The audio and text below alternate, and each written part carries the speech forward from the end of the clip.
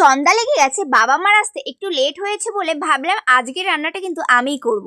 আজকে কিন্তু রাত্রেবেলা আমিই রান্না করছি। তো দেখো গাটি কচু ছুলে নিয়েছি, কচু সেদ্ধ দেব আর পাঁচমিশালি সবজি দিয়ে সুন্দর করে ডাল দিয়ে তরকারি রান্না করব। তো চলো একে একে সমস্ত রকমের সবজি আমি কেটে নিচ্ছি। সবজির মধ্যে আলু, পটল, পেঁপে রয়েছে। জল দিয়ে ডাল বসিয়ে সমস্ত সবজি একবারে আমি সেদ্ধ করতে বসাচ্ছি। আমার জীবনের এটা প্রথম অভিজ্ঞতা যে বৃষ্টির মধ্যে একা একা ফাঁকা বাড়িতে ভয়ে ভয়ে আজকে সমস্ত রান্নাবান্নাটা কিন্তু আমিই করেছি। রান্না করতে বসেছি, হঠাৎ করে কিন্তু মায়ের ফোন, বলছে কি করছিস?